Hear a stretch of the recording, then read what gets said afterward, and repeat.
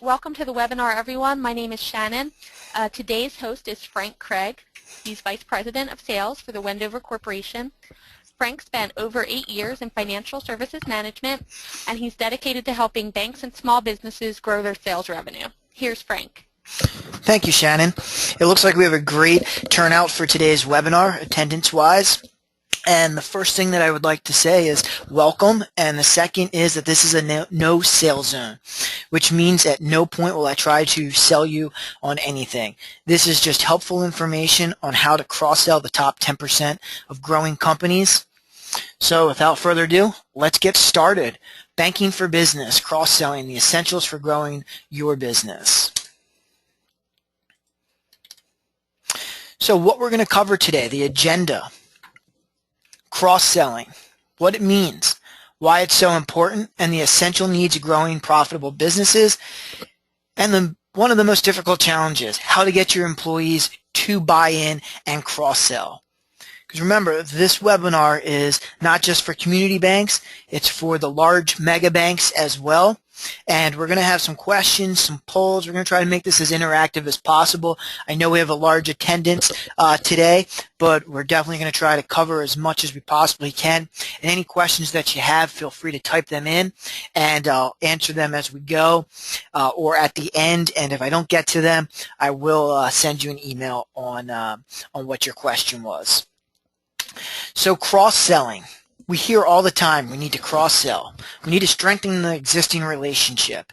We need to try to get in before everyone else. Well, what is cross-selling? Why is it so important? Well, the definition of cross-selling is the action or practice of selling an additional product or service to an existing customer. Well, we can even expand that a little bit further. When we first engage a client or a prospect, we should be looking at the entire relationship. Business owners focus on that. Net present value in 5 years. We should be looking, what else does this company need, and how can we help them? So the objectives of cross-selling can be either to increase the income derived from that client or clients or prospects, or to protect the relationship. The approach to the process of cross-selling can be varied. We hear it all the time during prospecting. Changing a bank is very tough. I have a great relationship with my bank. They know me when I walk in. But if we make it easy for them and we show them firsthand how easy it can be. So in this example here, a customer that you're engaging or walks into the branch, well, we know most of the time today, people aren't walking in. We need to think outside the box, get creative, and engage. So if somebody's just speaking about a checking account, you're missing the opportunity to gain that whole relationship. What about insurance? What about their commercial mortgage? What about a working line of credit? Do they have time to go to the bank? Is it costing them money by sending them someone to go to the bank? Maybe Check Pass or Check Scanner would be a better opportunity for them. Do they have a credit card for all of their trucks or all of their sales reps? What other financial services do they need? Insurance. There's a wide range of cross-selling opportunities that we can have. So it brings us to our first poll question. How many of you have lost a bid or a client when price was not an issue? Again, I'll repeat that. The first poll question. And you can just type in your answers. I see some people are already started. So how many of you have lost a bid or client where price wasn't an issue? And what I mean by that is there's an existing client, you gave them a great rate, the rate wasn't an issue, the price wasn't an issue for the monthly service fee. Looks like 85% of you have just answered that you have lost a bid or a client when price was not the issue. So why is that? What does that mean? It means that your competitor or the other bank or commercial lender or commercial business banker, they sold them on how easy it was to switch from your institution. They not only sold them on how easy it was to switch, they also sold them on the benefits of a one-stop banking. That's why cross-selling is so important in the financial field. It also is going to drive bottom line revenue. Employees build a positive attitude, build trust, credibility, and long-term relationships. How many of you, and this doesn't have to be a poll question, but how many of you have thought to yourself about your best client and what they mean to you, whether it's from them giving you referrals, their employees, or even just what else you can get out of that relationship, and how well do you know that client? So for an example, and we're going to have a poll question number 2 coming up after this.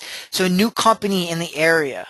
We all know moving's tough, but when a company is in a state of growth, they're going to outgrow the following relationships. Their banking relationship, red flag bankers, accounting, telephone, IT, marketing, and along with 20 other relationships. On day one, when you get that company, have you planned for future growth with them?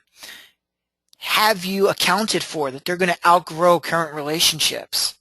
Are you positioning it if they are with a smaller bank, or the distance that they're going to have to travel to their existing bank? Have you leveraged that opportunity to get in with them by highlighting that they're going to outgrow 20 of their existing relationships?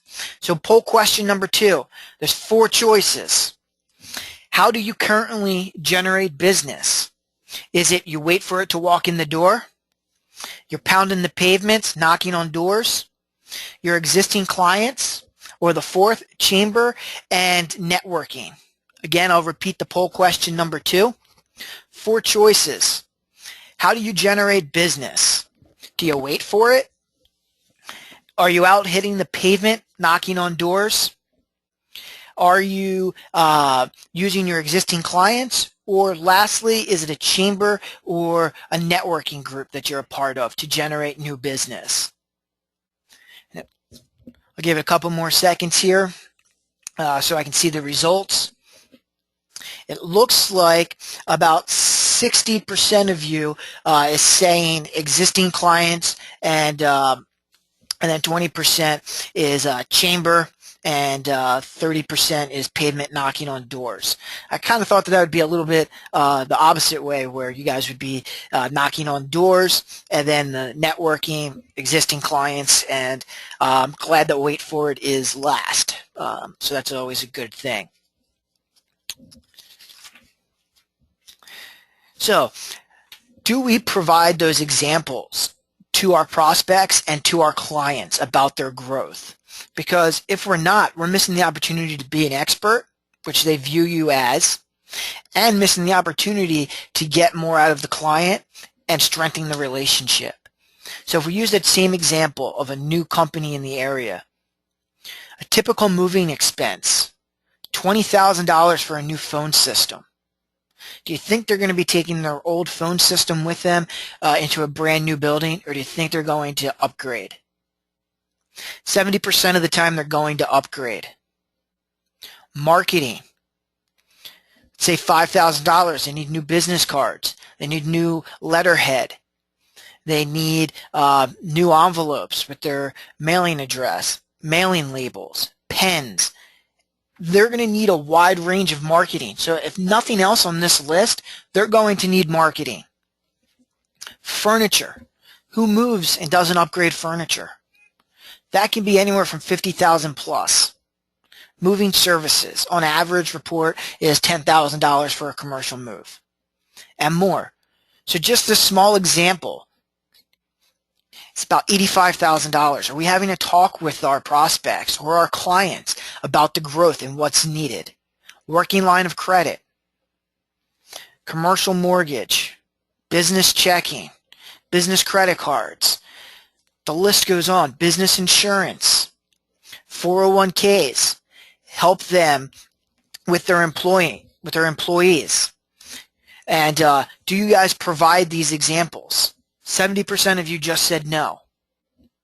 How beneficial do you think this would be when you sit down with somebody that's coming in and wants to talk to you about growing their business? This is an opportunity to strengthen the relationship or win the relationship. So, cross-selling, we want to win, right? That's the whole goal. We want to strengthen the relationship and win. So I just got a great question here. It says, I work for one of the mega banks, and we are out knocking on doors, pounding on pavements. And one of the big things that people usually tell us is they're happy with their bank. Great question. So how do we overcome that objection if they say that? Are we missing the big picture? Maybe we could do a lunch at Learn with them. If we have to find out what the hot topic is for that company. If we can find that out, we're going to have more success getting in with the CEO or the executive or the manager, whoever's in charge of the budget. And if we're able to do that, we're able to strengthen that relationship. We're able to cross-sell more. So the essential needs of growing profitable business, and that was a great question that can lead right into this as well. The essential needs, banking needs. You guys see it all the time. Working line of credit, credit cards, payroll checking, working checking, check scanner, 401k, insurance, savings, employee banking relationships. I used to see it, and I'm sure we're all guilty of this. We get a great commercial loan, right? A great deal, but we don't get the employees checking. We don't get their checking. We don't get their credit card. And now you're battling with the branch because the branch is like, hey, how come you didn't help us out? We could use that business checking. We need to strengthen that relationship. If we only have one product, it's easy to switch. If we're a one-stop bank, we have everything right there for them that can be essentially all of their needs. So let's get the working line of credit. Let's put together a plan, a proposal for everyone that we speak with. Yeah, it's going to maybe take 5 extra minutes, maybe 10. But what is that 10 minutes if you win the relationship and you can uncover all of this and more? And that brings me to a great story. For those in the banking community that don't know me, I like to talk. So webinars are a great avenue for me. And here's a quick story. When I worked in the financial field, this was several years ago, I was out knocking on doors, and I came across this company that was planning on moving. And I knew that it was a mega bank that I was going up against, and I knew just by talking with the owner of the company what his needs were. He didn't care about rate. He didn't care about relationships. All he cared about was his employees and making it easy. That's all he wanted. He told me till he was blue in the face, I just want to see bids. I just want to see bids. Great. That's fine. So I think I was the only one that put together a proposal with him. I grabbed our insurance department, I grabbed our merchant services, and a couple other people, and we went out and we put a whole proposal together for every single thing, including employee mortgages. Who do you think he went with? He went with us because we made it so easy for him to switch. All he needed to do was sign a couple of papers. He didn't have to worry about anything else. We sent the request to change his banking relationship. We had checks on day one so he could make his payroll. We had a working line of capital ready for him. We went over everything that he was going to need. Even the little things, such as the marketing. Hey, have you thought about your signage? Are you keeping the sign that you have, or are you getting a new one? Have you thought about your business cards? He was so blown away by it, it didn't even have to have any more bids. I went to a chamber function a couple of weeks later. The banker that had had a 10-plus year relationship with that guy came up to me and asked me, how'd you get that deal? I kind of played stupid a little bit, and I said, oh, we submitted a bid. Why? What was your bid? And he's like, no, I know you had to do something else because we had a great relationship, and we had everything to the T for him. I said, oh, well, did you ask him about his insurance? No, he has a great relationship with his insurance guy. Did you ask him about his employees? No, we go in once a quarter to engage the employees. No, okay. So that's what we did. And the person's facial expression was, you got to be kidding me. You have to be kidding me because we know we underbid it so that we could keep the client, and yet you still beat us when it came to it. And it was just because I identified the essential needs of a growing profitable business. And I'm sure all of you have a rock star story like that. I see someone just typed in and said, hey, that's a very similar situation where I was just starting out and I had no fear. Of course, if you have no fear, even better. But it says I have no fear, and I went after a mega account, and I was able to win it. Congratulations, that is fantastic. And we just always have to have that mindset and that attitude. So now, how do we get you or your employees to buy in? Well, in sales, and let's face it, we're in a service industry and a sales industry. As a commercial banker, as a branch manager, as somebody that's trying to develop business, how do we get the buy-in? More services is going to be higher incentive. And I just want to take another quick poll here and see how many of you are on an incentive plan for bringing in new business and for cross-sells. So 2 polls. One is how many are on an incentive plan, yes or no. Second poll is your incentive for new business and then for cross-sell. So I'll give you guys a minute to type in your answers here. And we will cover why this is important for employee buy-in. I'll give it another couple of seconds. I got a lot of results back already. So it looks like incentive plans, 85% of you are on incentive plans, and it looks like 85% of you are also incentive based on bringing in new business and cross-selling. So if we know this, we know 85% of you are incentivized on bringing in business and cross-sells and strengthening the relationship, why wouldn't you buy in? More services equals higher incentive. Higher incentive equals better attitudes. I've yet to meet anyone that's a rock star that has a bad attitude. Typically, they're the ones that are going to move mountains. Better attitudes equals more customers. Think about a time when you walked in somewhere and you saw a bunch of smiling faces, and you just want to be a part of that. And that's going to drive more customers. And more customers equals higher revenues. It's a win-win for everyone. It's a win-win for you. It's a win-win for the sales rep. It's a win-win for the company that you just engaged. And it's a win-win for your organization, because at the end of the day, higher revenues are going to equal to higher incentive payouts. And that's what it's about. So we covered a lot of information today. And I know there were a lot of poll questions that were asked as well. And I didn't get to any of the questions. We understand that this is a lunch webinar. And if you have any questions, please don't hesitate to ask. Via email, give me a call. I will take a couple of questions now. And great question.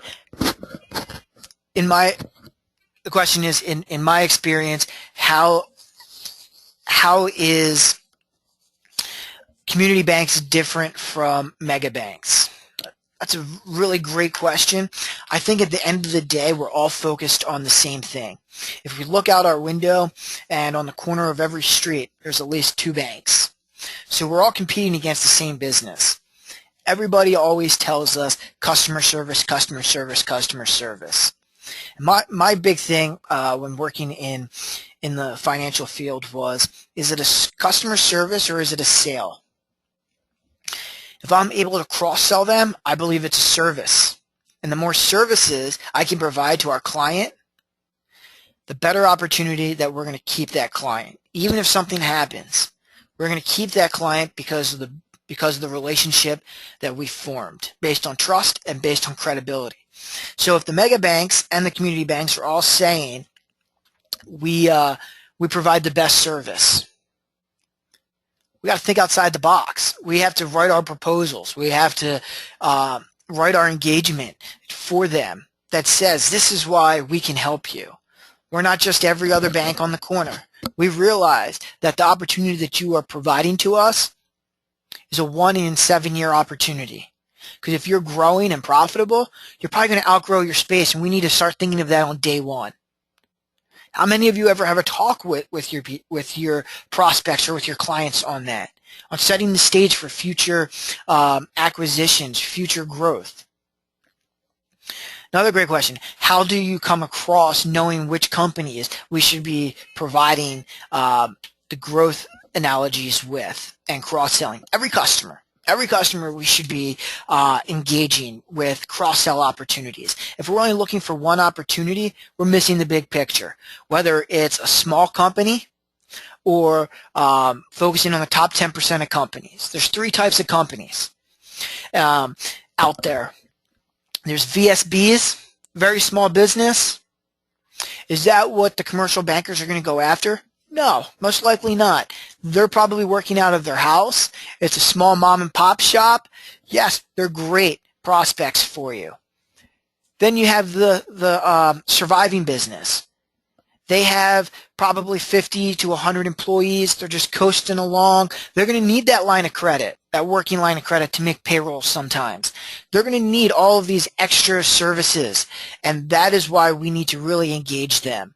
And we need to make sure that we are focused on the struggling companies, because if we can identify them early, we can really identify how to make them a successful company. And that's the third one, the top 10% of companies. They're a small portion. 72% of marketing budgets are allocated to VSBs. We have to know our target audience first and foremost. If we know our target audience, we can then position ourselves into what their needs are. Once we know and understand what their needs are, we can cross-sell them. We can earn their business. I'm sure all of you have a great closing ratio. And really quickly, I'm going to ask for another poll question. What is your closing ratio? Of when you set an appointment and you're actually out on the appointment, what is your closing ratio? Okay, closing ratio of 70% is the average that's showing up right now. It's a pretty high closing ratio. Now I'm going to ask you, what is your closing ratio on setting appointments? Exactly what I thought, 30%. That's still pretty good. For every 100 people you speak with, you should probably get 10 people in conversation. Out of 10 conversations, you should be closing 1 or 2. If we believe in that methodology and we have the employee buy-in and we get them the big picture, the more services are going to be sold, better attitudes, and it just goes right into the employee buy-in. I'll take one more question, then I know a lot of you have to get going. Great question from, I won't say the name of the bank, even though it's on there. Large company, bank, and the question is, great ideas, but how do we know that cross-selling is going to grow our business? We've had studies, market research, and other avenues to help us drive business, and we've found that out knocking on doors is the best alternative. So how do we go and incorporate what you're telling us today? Very long question, great question. To try to answer that question, first, it's great that you're reaching out to the community on market research, finding out the trends. It's fantastic. That puts you a step ahead. Second thing is that market research should translate into results based on what I previously said about the statistics of 100 people that you talk to, 10 conversations, and your closing ratio. Having said that, though, if we take all of our marketing, all of our lead sources, all of our customer referrals, our networking, and we focus that into knowing who our top prospects are and going after them and focusing on their needs, the 80-20 rule. As commercial bankers and retail bankers and growing businesses, we have to listen. 80-20. We should be asking questions, steering them into a direction to uncover what their exact needs are. If we're doing a majority of the talking, we're not going to get the majority of the information we need. And we see it all the time. You're out, you're driving around, You're knocking on doors. Hey, I went on 100 appointments today. Were they really appointments, or were they just dropping off cookies, or were they dropping off information? Is it activity, or is it results? A lot of people confuse them, and that's part of the employee buy-in process as well. We can't confuse results with activity. We have to be smarter about the people that we engage and know how to engage them. If we do this, we're going to have success, and it's going to be a win-win situation for you. Now, good news is great attendance today. So you guys are going to be competing against each other with some of this, but that's nothing new. You compete against each other every day. Best news is 85% of companies will only reach out one time and then stop. The most successful people are going to cross-sell, they're going to listen, and they're going to buy in to what you want your employees to say. And they're going to cross-sell because they realize the cross-sell is going to strengthen relationships. And if we strengthen relationships, we're going to drive more business, and more business is going to equal higher incentives, happier workers. I see that there are a lot of other questions that I didn't get to. I thank all of you for all of your time today. And if you do have any further questions, please don't hesitate to ask. I hope this was very informative for you. And we will be having some more Banking for Business webinars. Thank you all very much, and I hope that you guys have a great day and great success in the third and fourth quarter. Thank you.